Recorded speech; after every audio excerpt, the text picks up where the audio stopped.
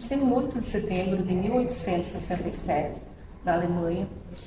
A Alemanha ainda nas guerras de unificação, um país em conflito, regiões em conflito, que vão se tornar um país que a gente chama de Alemanha a partir de 1871.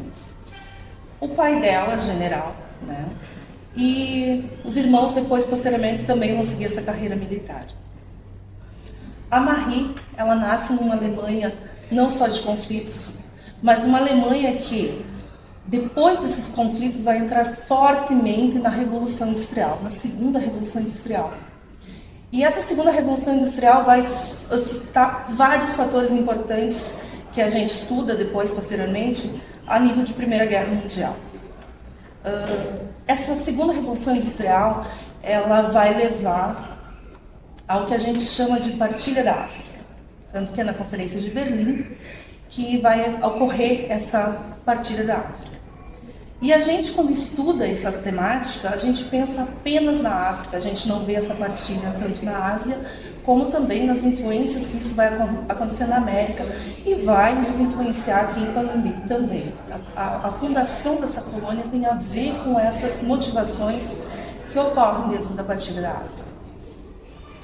A Marie, então, ela nasce nessas guerras de unificação, ela vai crescer dentro de um país já unificado, um país já dentro de toda essa sua cultura e toda essa construção que leva a ser a Alemanha. E com isso, ela vai ser muito filha da sua época. O que para nós, depois, nós vamos ver uma Marie muito cultural, conhecedora de vários elementos, ela é filha da sua época, dessa época dentro da Alemanha. A Marie, então, ela frequenta escolas, ela vai para uma profissão muito valorizada dentro da Alemanha nesse período, que é ser professora. E ela não fica só a nível magistério, ela vai também buscar outras formações que a levam a ser uma mulher hoje reconhecida dentro da história da Alemanha como uma das primeiras mulheres a frequentar a universidade. A Marie, esse nome, Marie Pauline Reinhardt, Reinhardt, sobrenome de família, do pai, da mãe Widmann, que ela não assina esse sobrenome, duas famílias influentes, não financeiramente, mas culturalmente dentro da Alemanha. Marie, nome francês. Por que a gente fala Marie, não Maria, né? Que poderia ter sido aportuguesado, como ela vai usar aqui dentro do Brasil em um certo período.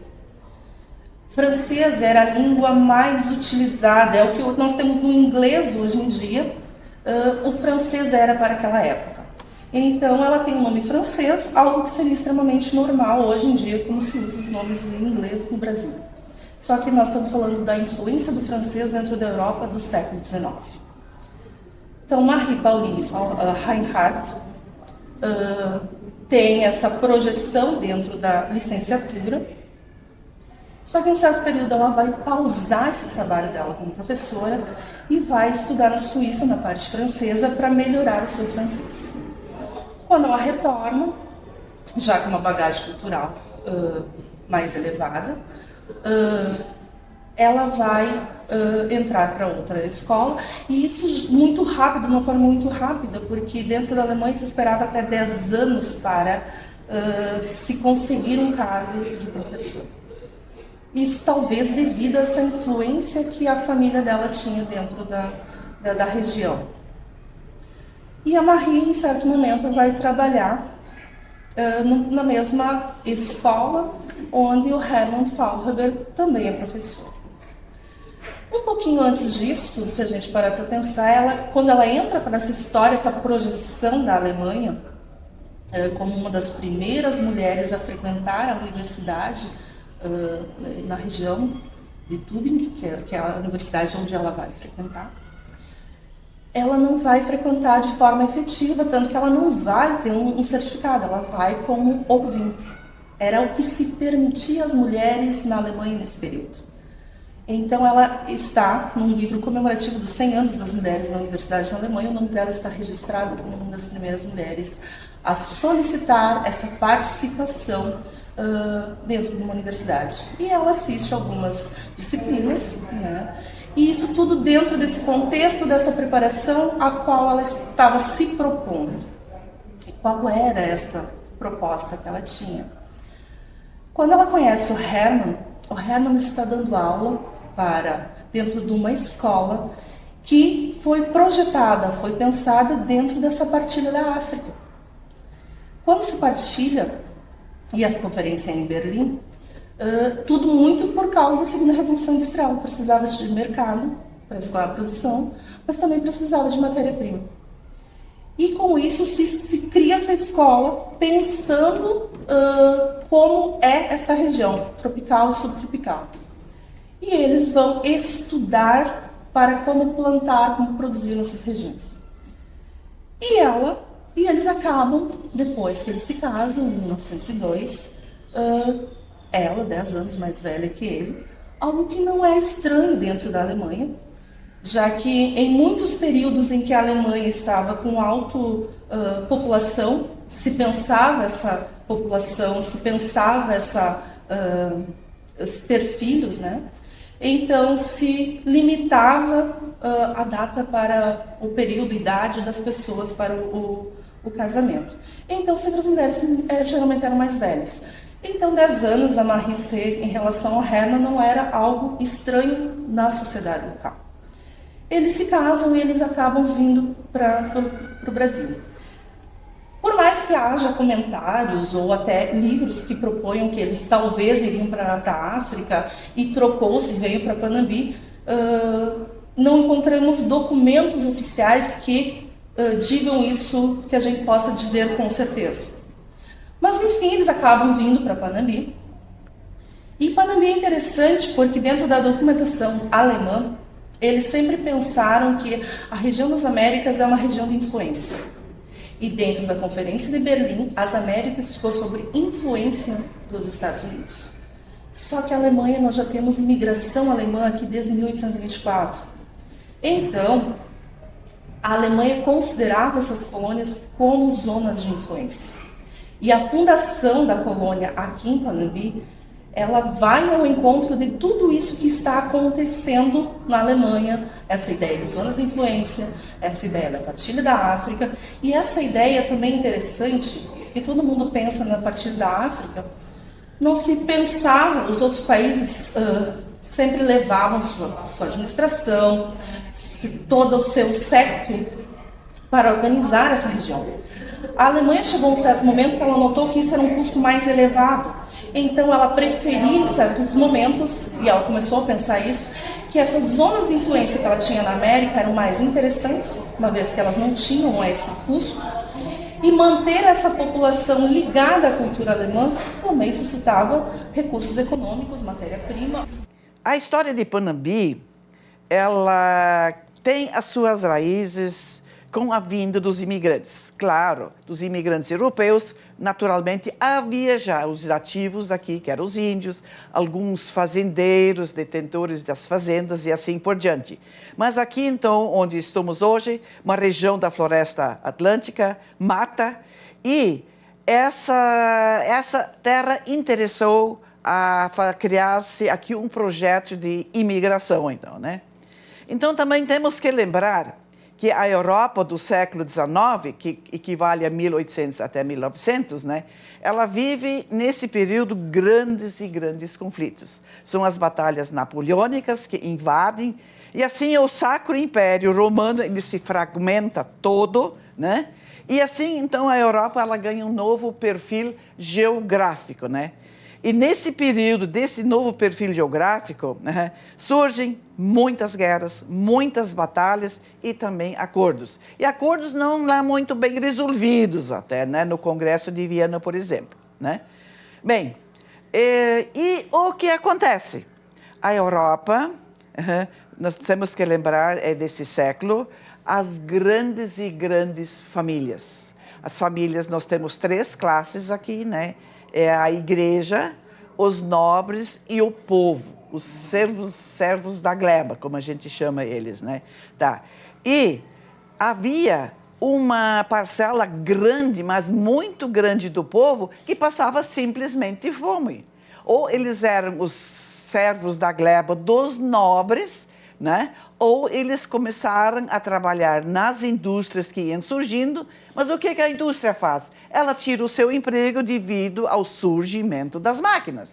E o que acontece nessa Europa, não é só na Alemanha, de onde é a nossa origem, é um fator que acontece em toda a Europa. Tá? Então, pessoas perambulando pelas ruas, famílias inteiras sem o que comer, sem onde viver, seja no interior, seja nas vilas, seja nas cidades. Então, o que a Europa pensa e vai ter que fazer é um problema político, social e um problemão, né? Ela começa a expulsar os seus filhos e as suas filhas. E isso é um capítulo, gente, muito triste, porque então não tem terra, um superpovoamento, mas um superpovoamento mesmo devido às grandes famílias, né?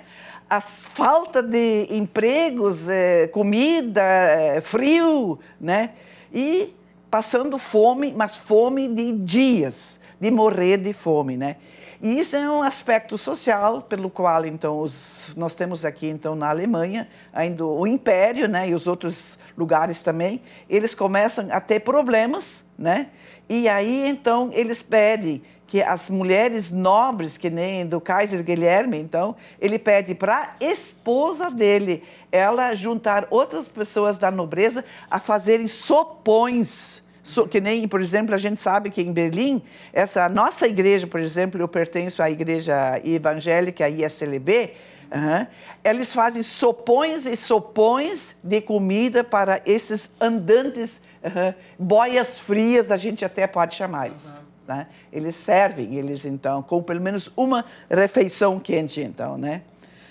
Muito bem, então essa pobreza europeia, tá? Esse superpovoamento, a falta de comida, faz então tomar medidas políticas, né? E aqui então no Brasil nós temos então o Império de Dom Pedro I, que filho de Dom João VI, que fugiu das guerras napoleônicas, né? Aí Dom João VI já de volta a Portugal novamente e assume lá o reinado de novo. Ele deixa aqui seu filho Dom Pedro I.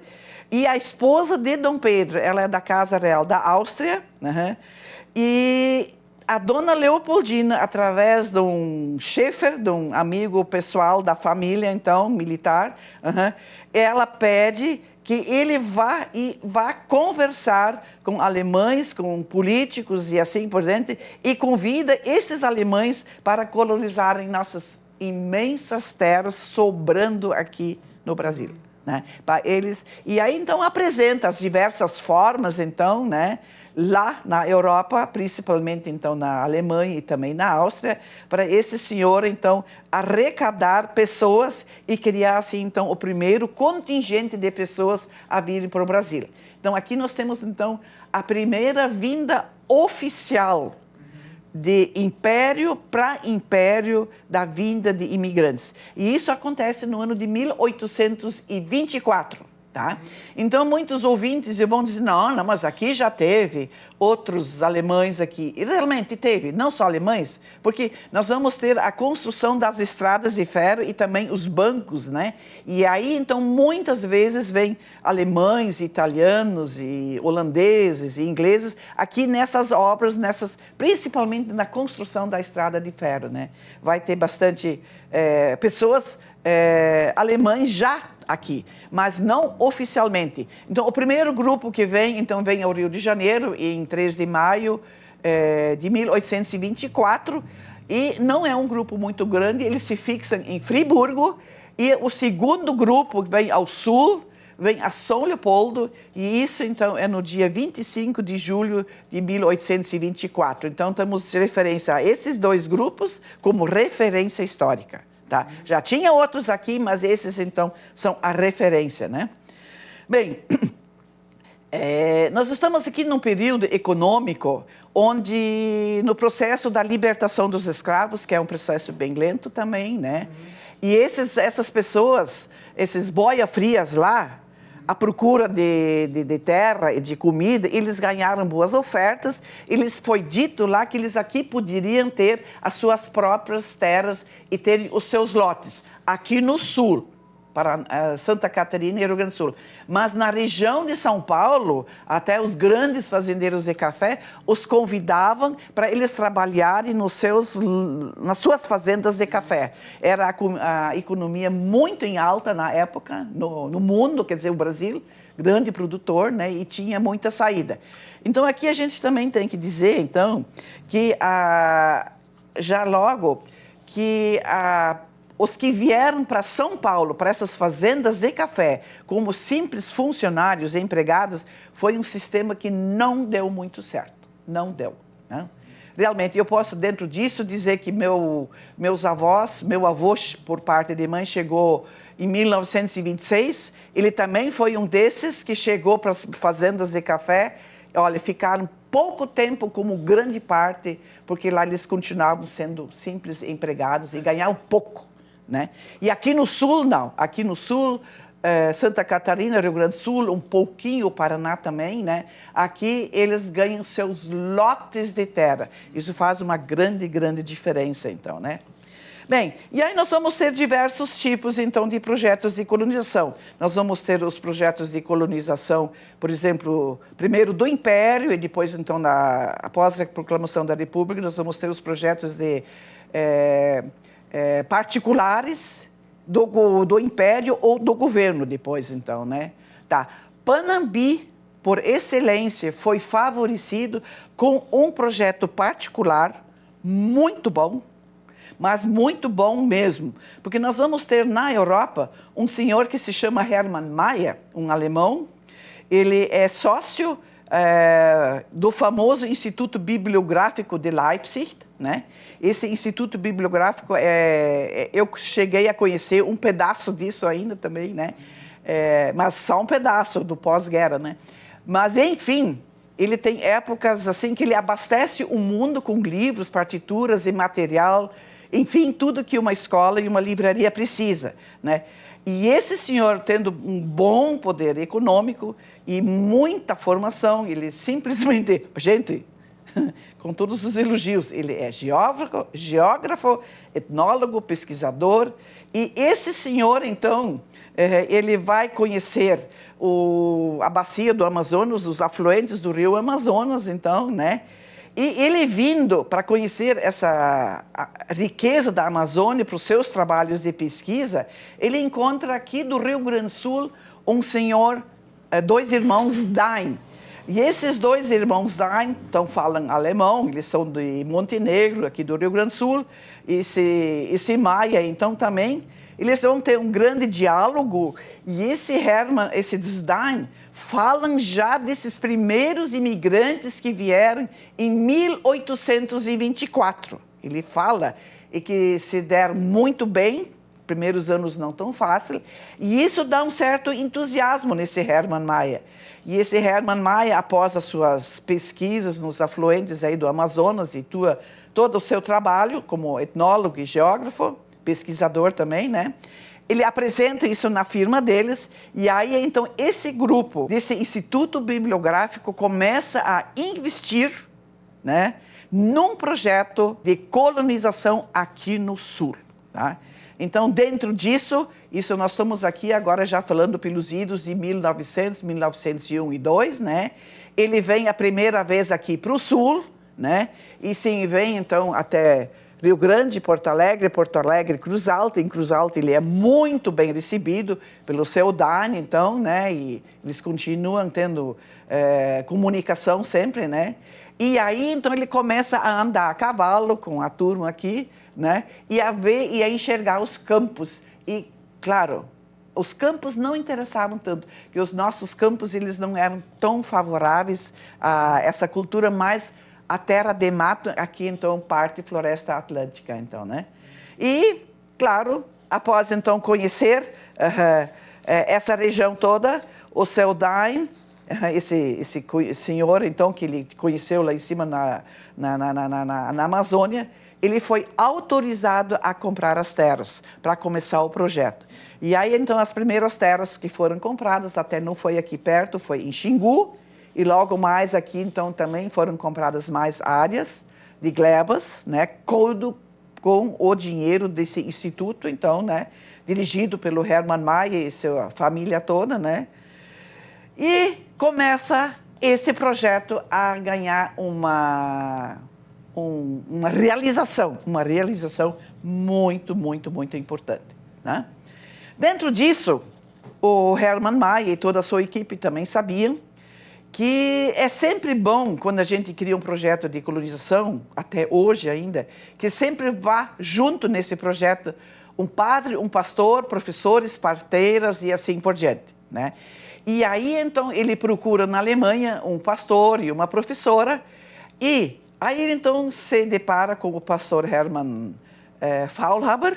Hermann Faulhaber, lá na Alemanha, ele já trabalha com imigração dentro da estrutura da igreja, ele já trabalha com projetos de imigração e prepara lá muitos, e o próprio Hermann Faulhaber e a sua esposa Maria, eles foram preparados, ou eram para ser enviados até para a África, nem eram para vir para o Brasil. Eles estavam sendo preparados a ir para Tanganica, né, num projeto de missão lá. Mas quando ele viu o perfil de Hermann Mayer já, e também o de Marie, a esposa dele, ele os fez desistir desse projeto da África e fez eles, então, se voltarem para o projeto dele, que era vir aqui para o sul do Brasil. Bem, o currículo, então, isso aí é outro item, assim, muito importante. O currículo do pastor Hermann Faulhaber, ele era filho de pastores, e ele mesmo, a formação dele também. E já estava trabalhando, então, lá em projetos de imigração, né?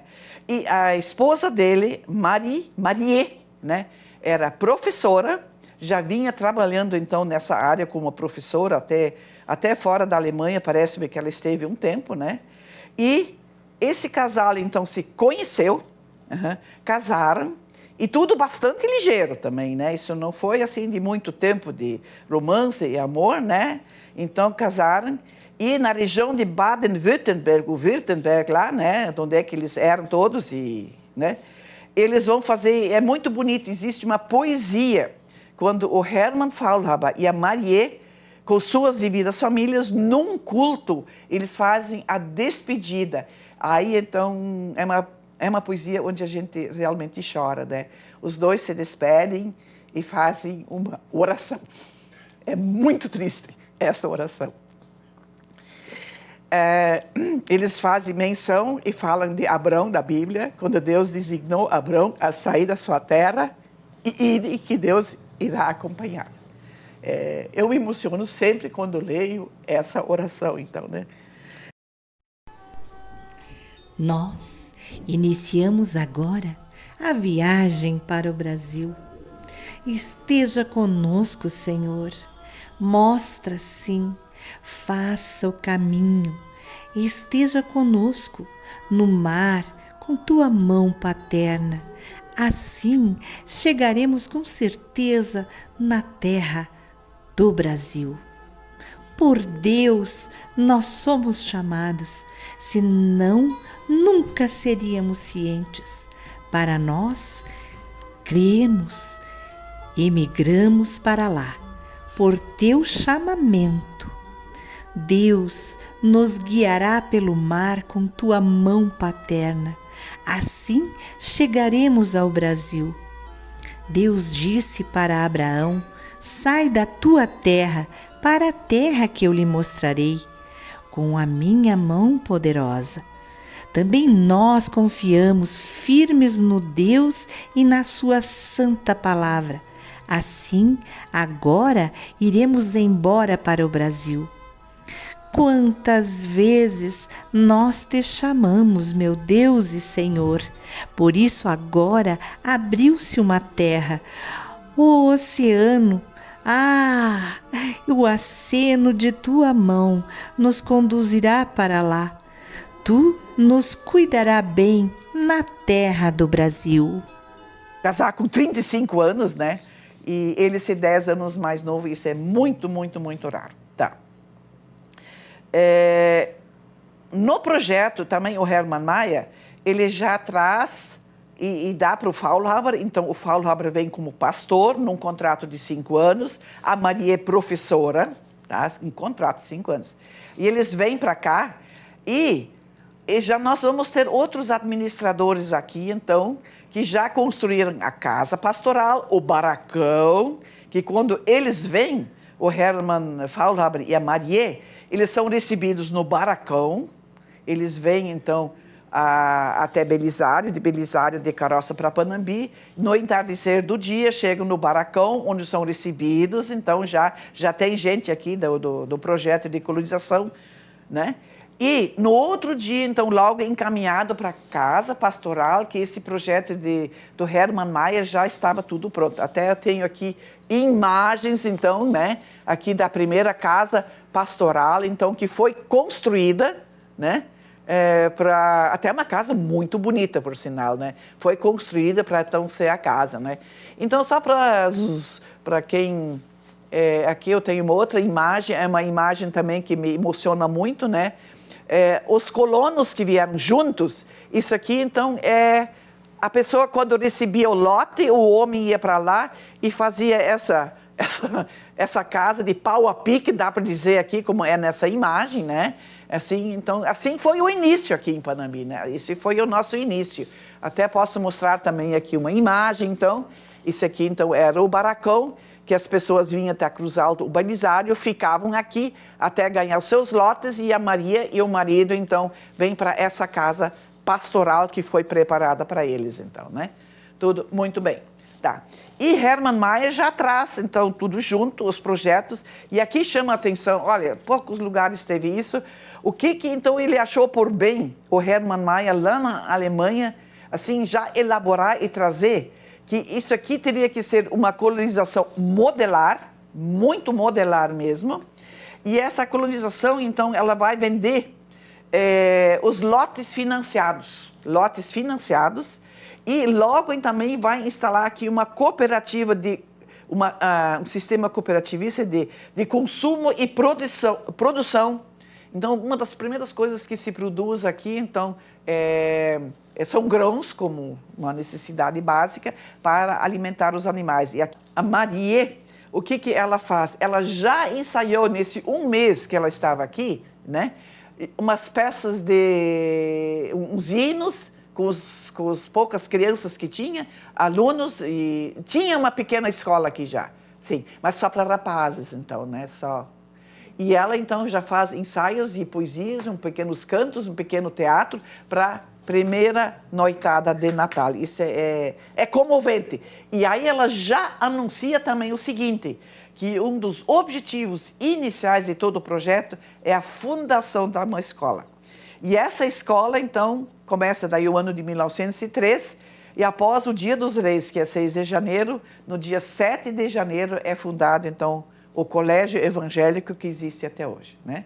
Então, isso gente, é a pedra angular, o mais base, o fundamental de todo esse trabalho, né? E ela, então, teve sempre todo o apoio, então, desse projeto da Alemanha, de Hermann, de livro, de material e de professores. Aqui entra um outro item. Ela tinha, assim, um carisma, uma simpatia para trazer esses professores da Alemanha tudo para cá.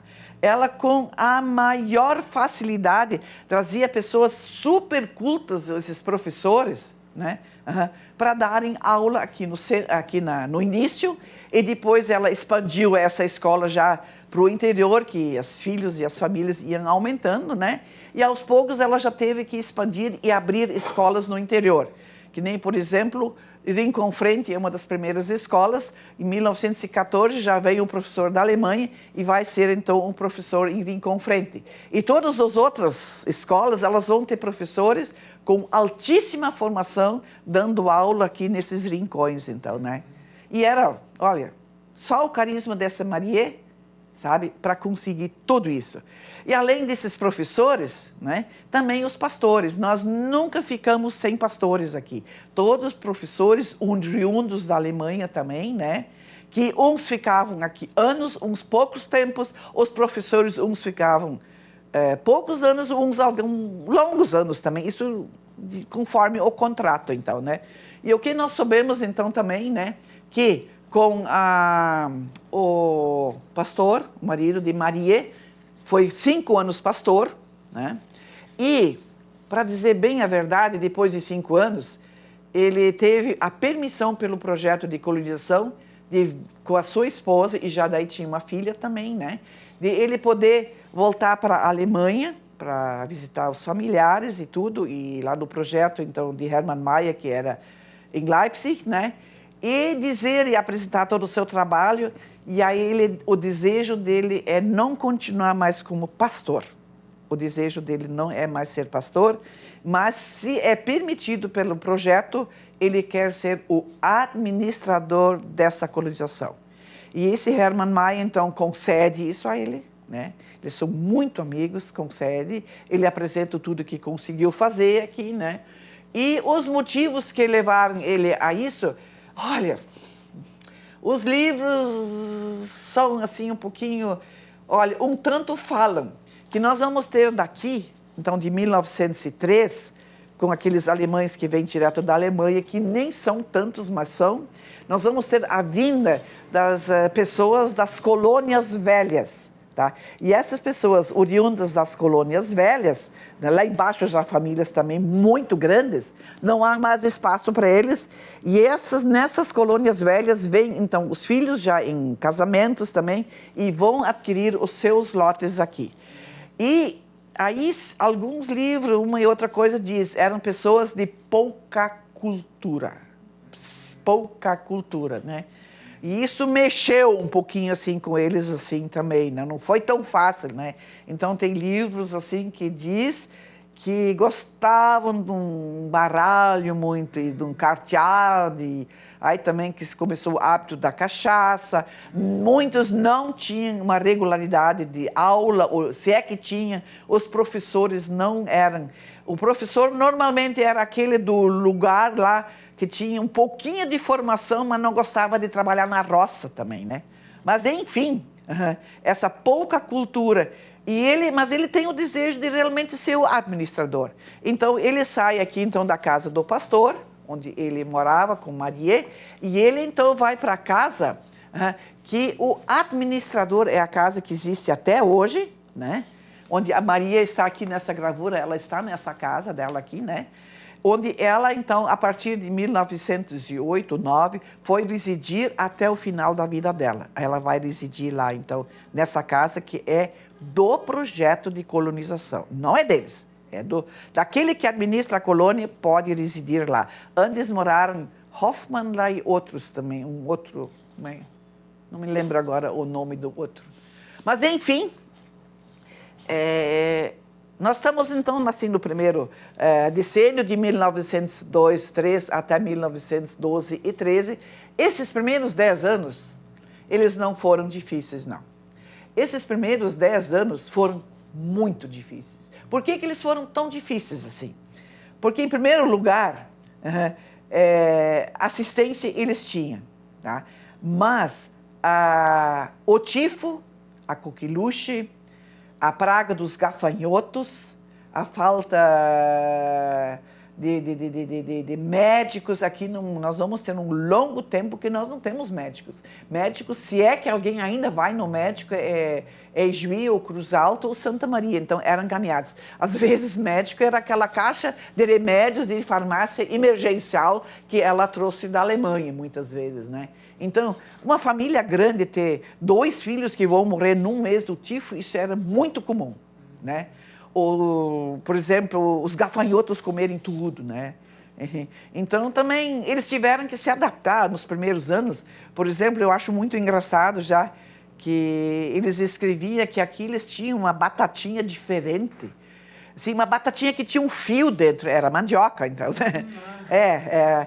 nós comemos aqui uma batatinha que tem um fio dentro, né? Então o milho, daí já também tem os porcos, as galinhas, eles tinham que viver daquilo que produzia. E realmente lá nos lotes as pessoas eram produtivas, né? E também então se ajudavam mutuamente.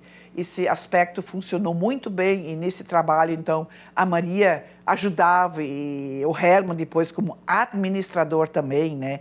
Eles foram relevantes, muito relevantes na ajuda dessas famílias. Gente, esse trabalho desse casal, gente, em poucos lugares do Brasil teve. Isso eu digo de boca cheia e emocionada. Tá? Eles eram humildes, eles se colocavam no lugar das pessoas, né? Não mediam tempo, esforço e nada. Né? A Maria, então, nem se fala. Né? E a Maria, então, o que fica para ela? O marido, então, na administração da colônia. Tá? E a Maria até uniforme tinha e fazia encontros, assim, né? Ela era dedicada às moças, então, né? E canto coral e uma das coisas que nem nós falamos muito no nosso grupo da Igreja das Mulheres, ela criou o primeiro grupo de oase. O que é o primeiro grupo de oase? É um grupo de mulheres da Igreja Evangélica, do qual ele era pastor, né? Esse grupo de mulheres, nós hoje denominamos de oase, que antigamente era denominado de Frauenhilfe. E essa Frauenhilfe, ela vai começar a existir na Alemanha, né, a pedido do Kaiser Guilherme, onde ele pede para a esposa dele, tá, ela criar mulheres que vão ajudar os pobres a dar comida, sopa e roupa.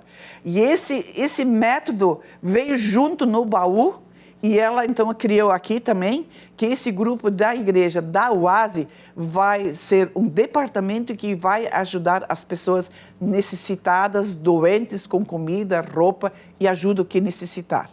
E esse grupo ela cria. Então nós somos um dos grupos de mulheres da nossa igreja, da Oase, mais velhas do Brasil. Isso, graças a Maria, naturalmente, como em tudo, né? Já surgem casas melhores, né? Vende-se a produção com facilidade. E porque aqui um item também antes que eu falei que Xingu foi a primeira gleba de terra comprada. Por que não deslanchou Xingu? Nós tínhamos uma coisa positiva aqui, era a linha de trem. A nossa comunicação aqui de Neu-Württemberg, né, com a linha de trem para as pessoas virem e os produtos virem e as coisas produzidas aqui irem pelo trem. Isso é uma coisa muito importante, porque estradas era um problema. Se tinha a estrada, mas não tinha ponte, né? Então, a linha férrea de Cruz Alta, de Santa Maria, de Porto Alegre, aqui por Belisário, foi um grande fator do desenvolvimento desse projeto também, né? Muito, muito, muito grande, né? Isso deve ser ressaltado, então, né? Bem, a Maria, então, também, ela visitava, depois, como eu já falei antes, o colégio aqui era muito conhecido em todo o Rio Grande do Sul, tanto assim que a gente tem livros que falam que em 1920 vai se criar aqui tipo uma casa para rapazes, meninos, que vêm de Birubá, de Santa Maria, de Juí, de Cruz Alta, de Santa Catarina, estudar aqui no colégio evangélico. A estudar no colégio evangélico era uma fama, era uma referência devido ao alto nível que esses professores da Alemanha davam para os alunos aqui, né? Só para rapazes, não tinha, então nós chamamos isso de internato para rapazes, né? Anos mais tarde também vai então ter um internato para meninas. Mas então aqui o que eu quero frisar, esse alto padrão escolar, e não só escolar, esse alto padrão cultural que a Maria faz. Ela consegue criar um nível cultural com esses professores e com a escola e com as crianças, né? Assim, as festas de Natal, as festas de Páscoa, então, olha, até isso o Faulhaber sempre diz que os cultos não eram tão bem frequentados, mas as festas da igreja, de Natal, da Páscoa, o Advento e festas de Kerb e essas outras eram muito, muito, muito bem representadas, festejadas e celebradas. Isso é muito importante de frisar. E graças a quem? Claro, a Maria. E de onde é que vinham essas peças de teatro? Ela escrevia. Ela tem um enorme número de peças de teatro que foram escritas por ela, poesias também, aula de música, até o filho dela, então ela tem um filho e 2 filhas, eles acompanham ela em celebrações com cantos e instrumentos, assim, né? E aqui vale ressaltar também que as peças de teatro, de poesia, eles saíram aqui das fronteiras de Neu-Württemberg e foram passar em outras muitas comunidades da nossa igreja ISLB aqui no sul do Brasil, né? Então, isso é muito raro, eu vou dizer, as coisas saírem daqui, porque o núcleo não era tão grande assim, né? Mas saía conhecimento daqui. Tá? Esse conhecimento que os professores, ela e os pastores trabalhavam juntos, eles trabalhavam em equipe. Respeitável público, com vocês a peça Uma Péssima Troca, escrita por Maria Fala.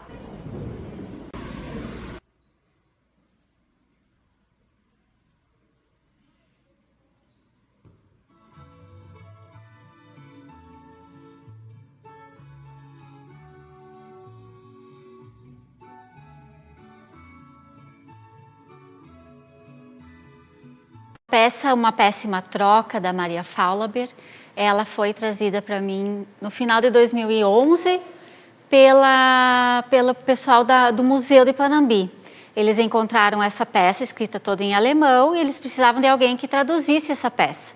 E aí o professor Bruno Praz traduziu ela e transliterou essa obra. E aí em 2012 nós fomos desafiados como escola a trabalhar com essa peça para a FEColônia, que aconteceria em abril, no mês de abril.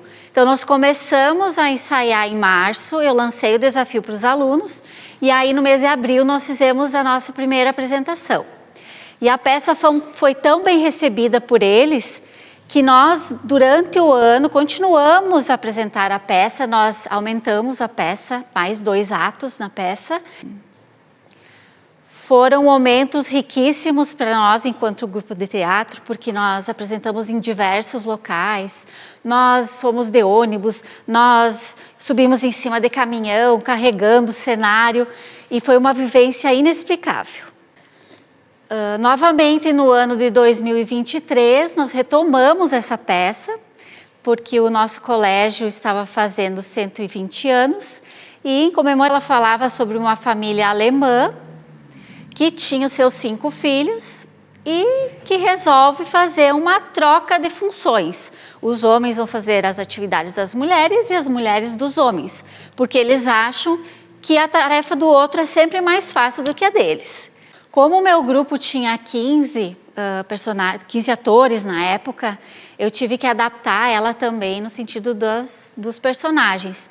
Então eu inseri dentro da história umas meninas italianas que eram vizinhas ali, e coloquei também toda essa questão, né, de culturas diferentes, e uma menina italiana, então, era apaixonada pelo menino alemão, e aí aparecia um pouquinho assim, né, a brincadeira sobre a comida, né, de cada um, que cada um queria fazer com os filhos, e foi uma peça bastante divertida de se montar. Eu procurei manter o texto original o máximo possível, mas fiz algumas adaptações em relação também a um caixeiro viajante, o motorista que tinha na história, e eu transformei então esses 2 personagens em um caixeiro viajante e a sua esposa, que estavam passando pela cidade, né, pela vila então antiga de Panambi.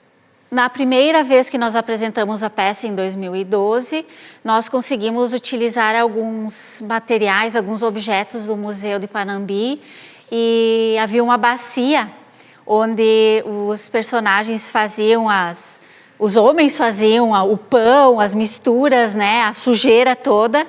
E quando eu lavava a bacia depois da apresentação, eu sempre pensava lá da Maria naquela época, né? Porque, se eu não me engano, aquela bacia era dela, ou pelo menos é da época da Maria. E eu pensava, nossa, eu estou fazendo uma coisa que a própria Maria fazia naquela época. Então, no fundo, eu senti uma ligação, não só pela apresentação, pela peça, mas também por estar usando aqueles objetos que vinham daquela época. Foi uma experiência muito legal. Outro fato muito marcante para mim na primeira apresentação que nós tivemos foi que nós tivemos a presença dos descendentes da família Faulhaber e nós tivemos a presença da tataraneta e da bisneta da Maria Faulhaber. E depois, numa conversa agradável que a gente teve depois do espetáculo, a tataraneta dela comentou que ela assistiu a peça que foi organizada pela Maria quando ela era pequena. Então ali eu senti o nosso ponto de ligação, foi a nossa ligação entre eu e a Maria, aquela pessoa ali que estava falando, que assistiu as duas peças. Isso foi também um momento único para mim. A história da Maria Faulhaber, ela é riquíssima. E através dessa peça de teatro que eu tive conhecimento, eu pude perceber como que a Maria, ela era uma pessoa ativa, engajada, uma mulher de visão. Se ela vivesse hoje, nos dias de hoje, ela também seria uma mulher à frente, eu acho, da nossa época. Né? Assim como a gente vê nos evangelhos, né? Falando agora do esposo dela, nos evangelhos Jesus usava parábolas para ensinar as pessoas. E a Maria pegou esse gancho, né, e teve essa ideia de fazer essas peças para trazer essa questão para o grupo ali que estava angustiado, né, com essas questões, através do humor. Então ela faz toda essa questão da troca, né, e que nenhuma troca deu certo, porque ninguém tinha experiência naquele serviço. E no final eles acabam confraternizando e de fato vendo que nenhuma tarefa é fácil, que ela só é fácil quando a gente não faz, mas quando a gente está no lugar do outro, isso independente de ser trabalho que a gente intitula feminino ou masculino, né? Essas coisas fazem diferença quando a gente se coloca no lugar, né? Independente de gênero ou de classe social. Mulher, ninguém mete a colher. Mas nem a colher, nem chata. Deixa eu ver. É verdade. Eu sabia.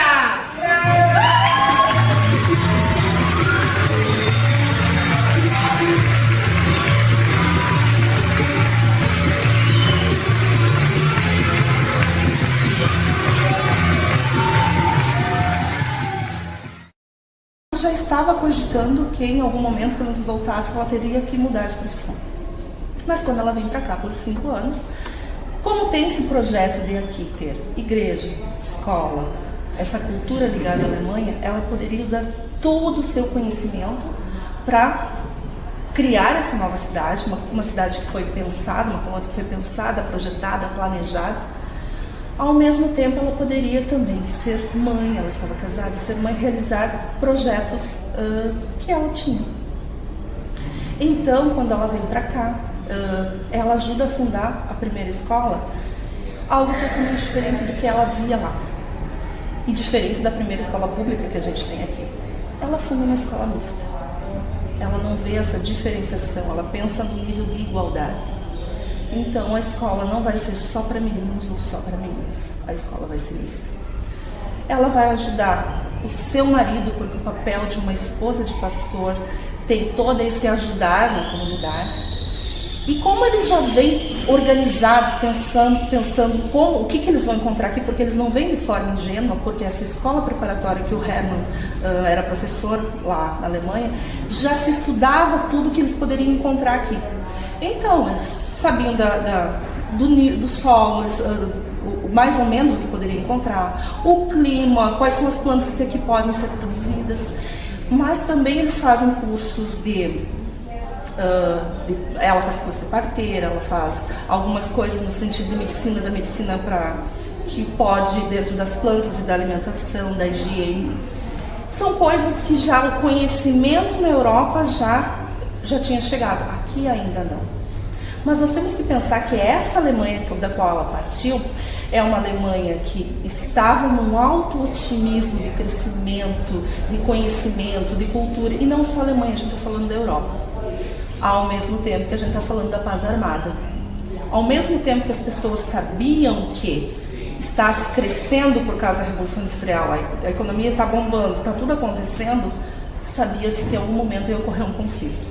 E esse conflito os países foram se armando e sabia-se que em algum momento isso ia acontecer.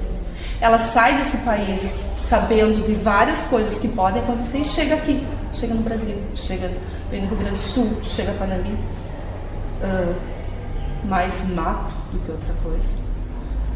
Chega num barracão. Mas ela está preparada para isso. Isso não a assustou, isso não fez ela pensar em retornar. Ela sabia do que ela ia encontrar. Então ela vem com todo esse conhecimento e ela vem e ajuda a criar essa cidade. Projetou a educação, projetou toda essa parte cultural dentro da igreja. E vai acolhendo essas pessoas e levando esse conhecimento que ela adquiriu ao longo da sua vida dentro da Alemanha. Assim, ela também realiza o seu desejo de ser mãe, tem os primeiros filhos, a Maria, né? Igual o nome dela, só que daí um nome que é brasileiro, né? E depois o Walter. A Gertrude vai ser anos depois que ela vai ter.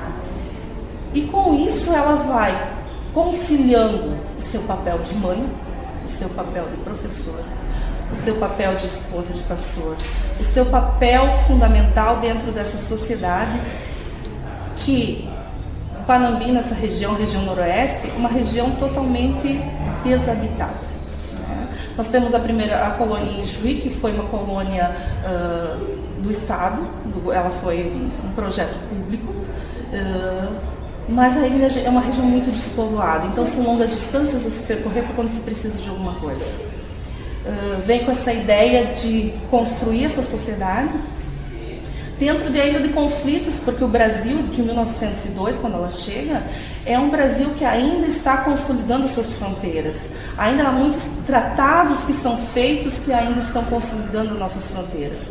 E logo depois nós vamos ter a política do colonialismo, do mandonismo. E em Cruz Alta a gente tem esse coronel que controla essa política e que influencia muito porque nós estamos dentro desse território de Cruz Alta. Então ela vai enfrentar vários dilemas, mas sempre sendo uma figura pública, coisa que uma mulher nesse período é algo difícil, ao mesmo tempo que ela respeita todos os limites que uma sociedade impõe e vai transformar essa cultura, essa sociedade de uma forma muito interessante, muito bonita, porque ela em nenhum momento ela entra em conflito com as questões sociais que se impõem, ou as regras que uma mulher deveria seguir nesse período. Mas ela faz tudo de forma muito harmônica e muito interessante. Então isso que é um legado muito de se pensar em relação a Marie. Porque ela faz tudo, ela segue os sonhos dela, ela segue tudo que ela imaginou e ela corre atrás, ela luta. E é isso que nós devemos também pensar em relação ao papel dela. Ela luta pelos seus sonhos e ela pensa em não abrir mão. Né? Tanto que quando eles retornam para a Alemanha, e a Alemanha a Europa já está borbulhando nessa coisa que em algum momento vai acontecer. Nós temos o Congresso de Haia em 1907, quando o Brasil é convidado aí, e nós vamos ter o nosso primeiro papel de projeção em relação ao mundo, nós como um país de paz. Um país que vai pensar que vai tentar colocar para o mundo que conflitos não levam a nada, sem paz e a igualdade entre os países. É a nossa primeira projeção. E quando o casal recebe esse convite para retornar, eles retornam. Porque é voltar para esse projeto que os dois tinham construído, esse projeto que envolvia uma sociedade mais igualitária em relação ao que se tinha no período, e também fugir, ao meu ver, né, dessa tensão que a Europa está enfrentando. E ela vai seguir com o seu projeto de educação, seu projeto de cultura, o teatro e tudo mais. Ela vai se envolver com essa sociedade. E isso vai pausar em certo momento, quando Hermann vem a falecer, já na metade do século XX.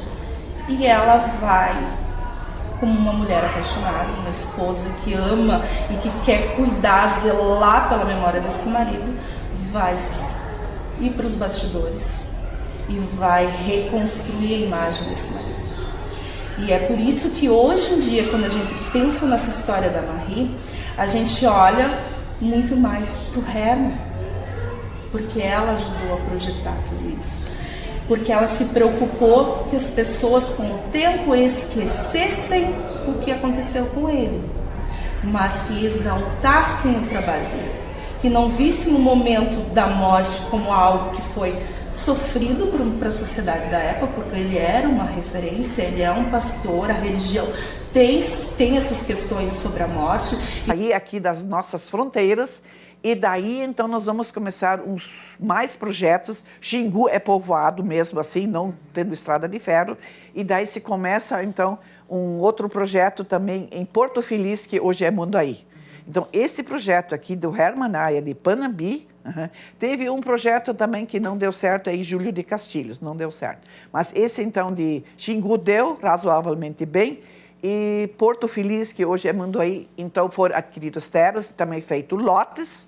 E isso começa em 1920. Então, muitas pessoas que aqui então tinham seus 10, 12 filhos, compraram daí já um lote de terra em Mundaí. Por isso, o nosso elo assim, familiar e bastante grande, com Erval Seco também, por exemplo. Né? Nós vamos ter mais lugares, então, Erval Seco, Xingu e Porto Feliz, então, né?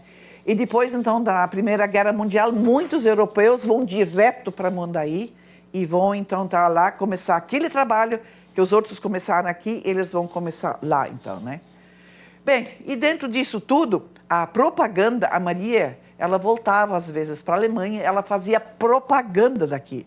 E eram escritos livros também, tá? Eram escritos livros, como era, como é, e falava-se assim que aqui o alemão que quisesse ter terra poderia criar aqui a sua segunda pátria. Eles chamam isso de Heimat, né? Criar uma nova Heimat, uma nova pátria igual como lá, que aqui se fala alemão, que tem alemães, e que vão se sentir tudo muito bem. Ela disse que era muito feliz com os livros e com os autores que escreveram esses livros, né? Porque aí é criado também uma fundação, a Faulhaber Stiftung, e eles escrevem, e ela então tem esse poder de buscar dinheiro sempre, né? E livros e material, e se apresentar lá, e o marido dela também, né? E sempre trazer novas coisas para Panambi, né? Tá. Mas dentro disso tudo também, como quando as coisas vão muito, muito, muito, muito bem, então sobre isso eu vou falar apenas de leve assim também. O Faulhaber foi convidado, Herman Faulhaber, para ser um diretor de um outro projeto de colonização, né? E esse projeto ele aceitou como diretor, que ele era tão bem visto em todo o Rio Grande do Sul aqui, deveria ajudar também, e ele aceitou. E lá Faulhaber não foi muito feliz nesse outro projeto, né? E aí o que acontece também, como eu já mencionei antes, foi criado essa colonização de Porto Feliz, que é hoje Mundaí, e nós vamos também ter aqui momentos difíceis em Panambi. 1922 e 23, entra uma coluna de arruaceiros que se junta na região de Santo Ângelo, liderado por um tal de Leonel Rocha, aparece aqui uma manhã na praça, com 100 e poucos homens, e estão prontos para saquear e roubar. E roubam e saqueiam mesmo, por onde passa. Tá? Isso assustou alguns panamenses. Tanto assim que o nosso pastor da época se assustou com isso. Se assustou muito. Tá? Mas foram embora. E daí, como nós vamos ter, após a Primeira Guerra Mundial, uma vinda de um grande número de imigrantes da região de Baden-Württemberg, ou de Württemberg mesmo, né, daquela região lá da Marie, da onde são a maioria, esses são combatentes da Primeira Guerra Mundial. Eles vêm para cá, ganham o seu lote, vão desenvolver, como os outros já se desenvolveram, tudo. E devido a este susto, com essa coluna de arruaceiros de Leonel da Rocha, eles vão criar um exército particular aqui. E esse exército particular a gente chama de Selbstschutz, tá? E porque isso foi um grande susto. para todo o projeto. E esse exército particular aqui, local, ele chega a treinar até 1.000 homens. Então, depois nós vamos ter então também a Coluna Prestes, que assusta um pouco, 1925, e a Coluna Prestes e outros que queriam... Porque Panambi era rico já daquela época. Para aquela época, Panambi já era muito bem, valia a pena assaltar. Eles não passam em Panambi de medo desse exército particular. Esse exército foi criado. Eles passam no lado e passam em Condor. E lá em Condor então, tem o combate da Ramada. Tá? E lá morre gente, inclusive, né? E essa Coluna Prestes, ela sobe. Tem uma e outra mulher até junto dessa Coluna Prestes para cuidar os feridos, né? Mas enfermeira. Eles vão até Porto Feliz e lá eles ficam, com permissão, eles ficam lá com seus cavalos cansados, né? E esses cavalos começam a morrer por lá. E com a morte dos seus animais exauridos e cansados dessa longa caminhada já de Santo Ângelo até lá, né? Parece que levaram um dia para só passar com os cavalos na barca, né? De tantos cavalos que eram. E lá então se assentaram. Muitos cavalos morreram e isso fez com que se proliferasse a doença do tifo lá.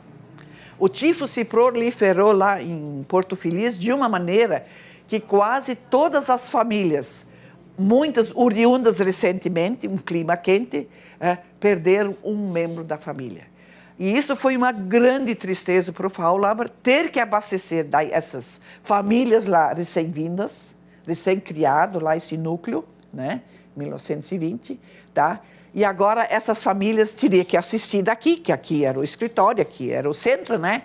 E aí então o filho dele, Walter, já adulto também, né? E mais outras pessoas levam comida para lá. Levam abastecimento, né? E dentro disso, o Walter, o filho dele, também contrai o tifo. Ele volta então com tifo e o tifo, não bem cuidado, ele mata. Matou muita gente em Mondaí e Panambi também, mas não tanto. Tá? Aqui não se tornou uma tragédia, mas muitos morreram. E Walter estava em casa, né, quando então ele escutou o tiro da morte autodirigida do seu pai. Então, a morte autodirigida do seu pai foi o tifo do filho, o fracasso desse projeto, dessa empresa Chapecó Pepiri, né? E outros itens que também não vinham assim do agrado dele e uma pessoa, nós somos da cultura germânica bastante fechados também, né?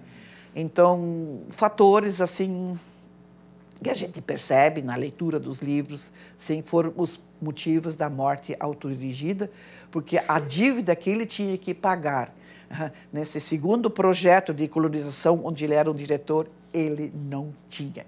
Ele não era uma pessoa que trabalhava para si. Faulhaber e a Maria trabalharam pro projeto com corpo e alma, como poucos o fizeram aqui no sul do Brasil, né? Então, eu só apenas então queria mencionar isso. A Maria, a gente percebe na leitura das coisas que a Maria e o marido dela, o Hermann, eles eram um casal entre si muito apaixonados, eles têm assim, ela escreve uma poesia quando ela vai para o cemitério. Essa poesia já foi traduzida. Eu posso mostrar essa poesia para vocês. Quem lê essa poesia não contém as lágrimas. Não dá. As folhas cessiam novamente. Eu escuto as suas melodias, da vida e da morte. Um eterno definha? Um futuro rever? Como será a meta final? Oh, pudesse o meu espírito te prender, nunca mais te deixar. Oh, coração, oh, meu amado. Quando alma com alma se unirem em eterna harmonia, então vivamos bem-aventurados, flutuando em ambientes celestiais. inseparáveis na eternidade. Parece impossível que me deixaste. Arde em meu íntimo uma saudade implacável de ti. Somente a ti eu queria dedicar a minha vida, na alegria e na dor. Era tão lindo a dois.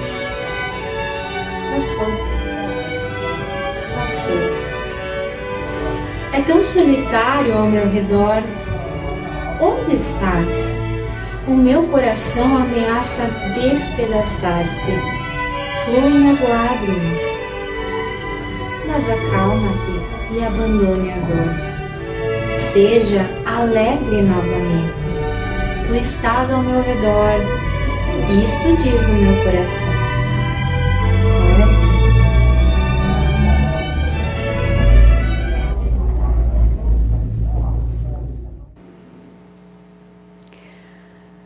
Falar sobre o luto, sobre o processo de luto, o que fica? Quando eu perco alguém, o que fica do outro em mim e o que era meu no outro? Esses restos que o outro me deixa do outro e dessa identificação minha com o outro. Para falar sobre E precisamos entender que dois juntos, porque a Maria, ela está junto nesse projeto, ela não é uma mulher que está fora, é uma mulher que está perto, atuante, ativa. Herman, então, nos primeiros anos, Herman e Marie como professores, né, como pastores. Logo, eles fazem amizades com os colonos da região, tomam as dores dos colonos da região e começa a incomodar algumas pessoas, né? O diretor que estava na época até escreve uma carta para Hermann Maier se queixando do Hermann Faulber. Olha, ele está fazendo coisas que não competem para ele, né? Está se metendo em coisas que não cabe. Enfim, essa queixa não acabou não dando em nada, porque Hermann acaba sendo, então, o diretor, junto com Marie, da colônia. E foi um excelente diretor, né? Ele e a Marie fizeram um trabalho formidável, com vários reconhecimentos, que esse reconhecimento acabou levando o Hermann a receber um convite para a formação de uma outra colônia, né, na região ali de Santa Catarina, de Mondaí. Hermann aceita esse convite, né, de participar então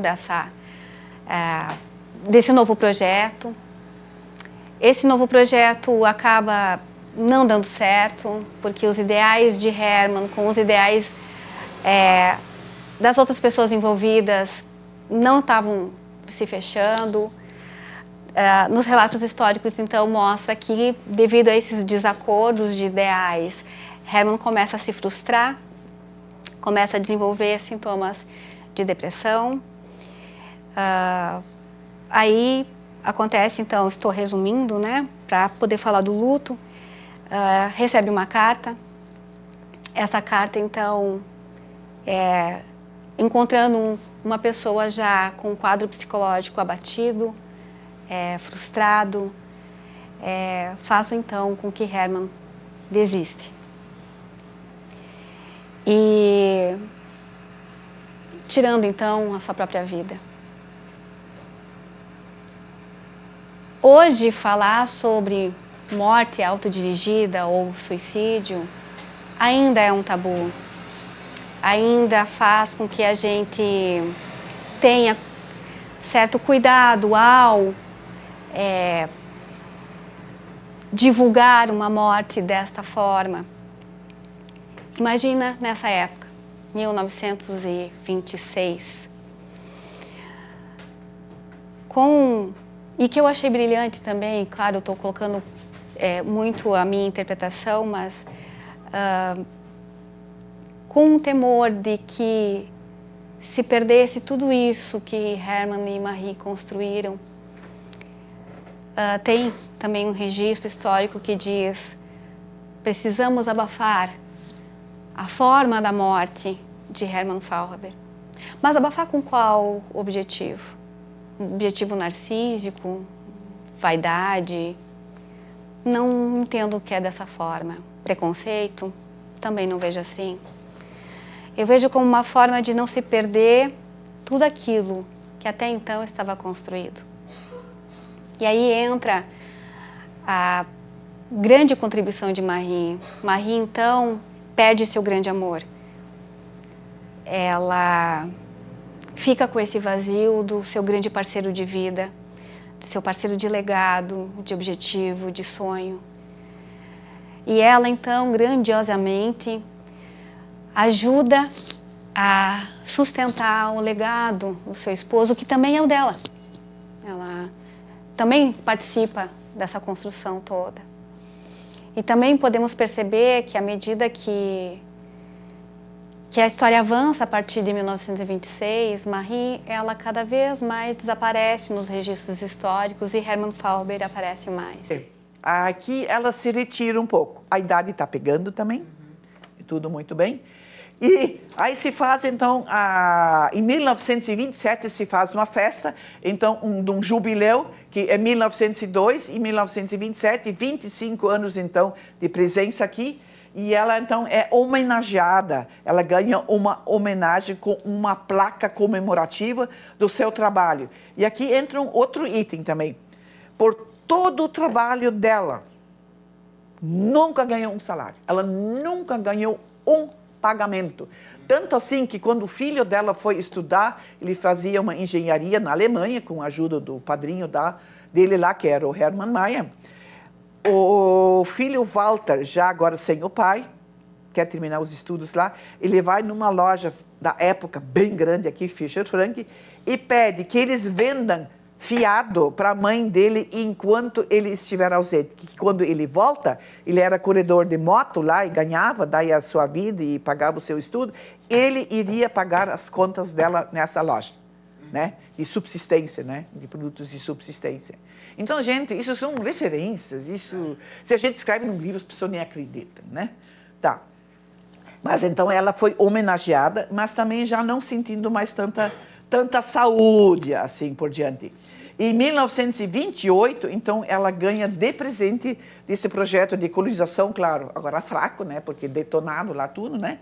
Ela ganha essa morada, ela ganha de presente do projeto, então, de colonização, né? Ela é dado para a família Faulhaber, ela e para os filhos dela, então, tá? Isso a gente chama de a doação de Hermann Mayer dos Direktorenhaus à família Faulhaber, né? Onde, então, ela criou os 3 filhos e recebia políticos e recebia, até o Érico Veríssimo foi recebido, parece-me lá, né? E as pessoas aqui da colônia, ela fazia cura d'alma e dava remédios e cursinhos, e ela era muito contra benzimentos e essas coisas assim também. Ela dava um norte nas pessoas lá também, né? E fazia as reuniões da UASA e da igreja e fazia as noites culturais lá também. Ela era o seguinte, aqui no colégio, vai em 1935, 6 ou 7 em diante, uns 3, 4 anos, nós vamos ter, então, uma escola profissionalizante. Essa escola profissionalizante era dirigida a rapazes que quisessem aprender noções de mecânica. Aqui, a primeira semente de nós sermos uma escola, o município Cidade das Máquinas. Com essa escola, onde o Walter Faulhaber e o cunhado dele, Erich Schild, vão dar aulas de mecânica. E aqui, então, esses que depois abriram as grandes indústrias, assim, Rhein, Sauer e Kepler e não sei o que tudo, foram alunos. Pouco tempo essa escola existiu, mas ela existiu. Ela foi a semente, né? E a Marie, a políticas de nacionalização de Getúlio Vargas, porque eu sempre digo que a Primeira Guerra Mundial nunca terminou direito, né? Estava-se a Europa preparando para uma Segunda Guerra Mundial, e nesse caso aqui, Getúlio Vargas e o Brasil teve que tomar uma posição, né? Então nós aqui, Alemanha, somos aqui simpatizantes dos países do eixo e, consequentemente, nós vamos aqui ser inimigos, então, né, dos aliados, né? E aí, então, Getúlio Vargas, com a política dele de nacionalização, passou a reprimir as ações da família de Maria e as instituições todas que ela havia criado. Gente, é a parte mais triste de tudo. Todo o trabalho das escolas que ela criou, toda aquela cultura. Ela andava a cavalo 80 quilômetros para reuniões pedagógicas, gente. Onde é que existe isso? A cavalo. 80 quilômetros com o marido dela ou alguém, tá, né, para ir numa reunião lá em Porto Feliz, o Xingu, não sei aonde, Erval Seco, né? Isso não existe. Então, mas aqui existiu, a Maria fez isso, né? Então vejam bem que essa política de nacionalização de Getúlio Vargas fechou todas as escolas. Parece-me que de Uciaru ficou aberta, porque em Uciaru era um professor que era nascido no Brasil que dava aula. É o pai da dona Gisela Britsky aqui, né? Mas as outras escolas todas foram fechadas. O Liebig, né, teve que vir na emergência para terminar com o tifo de Mundaí. Isso foi uma necessidade imediata, porque aqui teve um momento que a Maria e a nossa igreja, eu acho, até queriam construir um hospital. E aí teve que vir o Augusto Liebig, né? Então, emergencialmente, por causa do tifo, né? Isso, sei lá, nas mãos deles tudo dava, né? Bem, foi ela que ajudou, então, a criar a nossa sociedade, moldar a cultura da colônia, que hoje é Panambi, né? No processo, perdeu o seu amado Herman e viu os integrantes de sua família então, fugir do país devido à perseguição do Estado Novo. Aqui também é só para nos indo também para os finalmente acrescentar. O genro dela convidou ela para ela ir junto com eles, então que o Erich Schild foi solto em Cruz Alta, voltou para Panambi com a liderança, então lutando em Cruz Alta, voltou, não pôde mais ficar aqui. Walter Faulhaber podia ficar aqui porque era nascido aqui, mas o Erich Schild era alemão. E aí Erich Schild convida ela para a Maria para ir junto com eles, como família, e ela nega. Ela simplesmente diz que ela quer ser enterrada no lado do túmulo, junto com ele, do marido dela, né? Então, isso é muito forte, gente. É muito, muito forte. Bem, indo para os finalmente, a Terra Prometida destruiu o seu trabalho com o fechamento das escolas e confiscando todos os livros da biblioteca. No entanto, Maria não quis deixar a colônia, como eu já disse antes, pois queria descansar o sono eterno ao lado do seu amado Herbert. Caros ouvintes desse documentário, esse é o legado de uma grande mulher que não mediu esforços, pois o desenvolvimento dessa comunidade ela ajudou a criar todas as bases do nosso atual nível educacional, político e social para Panambi hoje ser uma referência nacional a nível de Estado e Brasil. A ela, uma palavra-chave: gratidão. Com isso eu encerro.